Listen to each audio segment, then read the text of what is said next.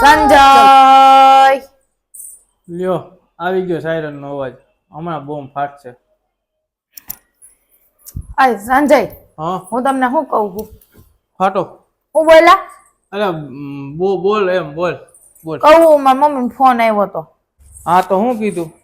કાઈ નહીં, મારા મમ્મી ફોન આવ્યો હતો કે તમારે હે ને આ જમવાનું છે ને 2 દી રોકાવાનું છે. માન જ જાવ ના પાડ દે. કાં પર તમને વાંધો શું છે? જ્યારે હોય ત્યારે તમારે આવવું જોઈએ.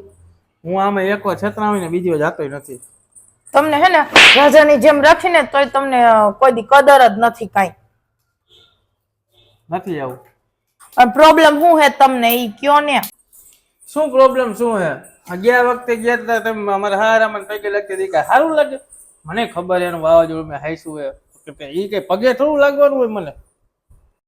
વાત તો સહી પગ નહોતા લાગતા. બપોરના 12 વાગ્યા હતા ત્યાં સુધી કુંભકર્ણી ઘરે પડ્યા હતા ને એટલે પગ ઝાલીને તમને નીચે નાખ્યા. જઈને આઈ મોડા સુધી ખોટાઈ રહ્યો છો. હા એટલે હું વિચારું મેં કીધું હાઈજે બેડ ઉપર હું તો હવે તો નીચે કેમ આવી ગયો?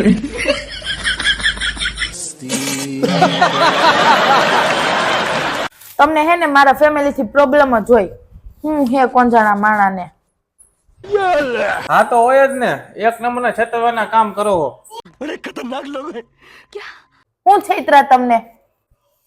તને બટકાય તો દીધી મને. પડશે હલકાને.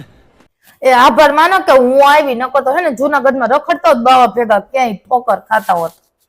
વાહ વાહ વાહ તું આવી એ સારું કામ કર્યું. તમે નહીં માનો સાહેબ, મારા લગ્નમાં 1000 માણસ હતા. 500 મારા ને 500 આના. તમે જોવો ને આના 500 માં જમવા બેઠા ને એક પ્લેટમાં તમે 2-3 માણસ જમતા હતા. બોલો. અરે દેવા, ये गड़बड़ है बाबा. તમને બહુ ખબર પડે. એને હે ને પરિવારનો પ્રેમ કહેવાય. પેલા મને ઈ જ લાગ્યું તું. આ તો પછી ખબર પડી સાહેબ કે એને પ્લેટ લેખે હિસાબ હતો. 500 માણસનું જમવાનું 150 પ્લેટમાં પૂરું કરી દીધું. એને હે ને બચત કહેવાય. અને હે ને ખાનદાની કુટુંબમાંથી આવી. તમને શું ખબર પડે? હા ભાઈ જોઈ લીધી ખાનદાની. તમારા હગાનું કરો ને. ડાયાબિટીસ છે આ મૂકતા એ સુગર છે નહીં ચાલે કરીને રોટલા નીચે આવડા ઢેફલા મૂકીને દાબતા હતા. ગરજતા પડ્યા. हमारे यहाँ ऐसा ही होता है. તને શું ખબર પડે? એને ગુપ્ત ભોજન કહેવાય. क्या बोला तूने? ઓહો ગુપ્ત ભોજન. એને ગુપ્ત ભોજન ને ભૂખોડ કહેવાય. ભૂખોડ. એમ તમે નહીં માનો સાહેબ, આનો કાકો એક તો બટકો અને આમ ડોક આવ્યો મારી પાસે. જમાયા જો અમારી દીકરી હે ને પછી જમશે. પેલા તમે જમજો, ગમે એ થઈ જાય પછી જ અમારી દીકરી જમશે. એ તમને શું ખબર પડે? એને સંસ્કાર કહેવાય. સંસ્કાર. એ મને એમ જ લાગ્યું તું. મેં કીધું કે આમ તો જો કેટલા સંસ્કાર આપ્યા છોકરીને. મેં કીધું આપણે હે ને, હું તો પેલા તો સાહેબ ગરગરો થઈ ગયો. મેં કીધું આપણે રિવાજ રાખવો જ નથી, આપણે ફેરવી નાખવો હોય. જી થવું હોય સાહેબ. લગ્નના બીજા દિવસે મેં કીધું તું પેલા જમી લે પછી જ અમે જમશું. તમે નહીં માનો સાહેબ, આખા ઘરનું જ આપતી ગઈ એકલી. મેં મારા કાકાને ફોન કર્યો. મેં કીધું કાકાજી આ શું હે? મને કે તમને તો પેલા જ કીધેલું કે એને જમવા પછી બેહાડજો.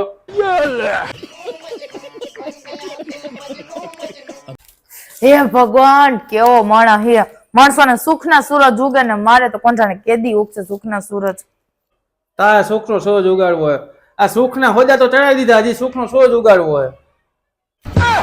તમને હોજા નો ચડે દઉં તો કેજો. હવે તમને હે ને મનનો હોજો ચડવાનો હે.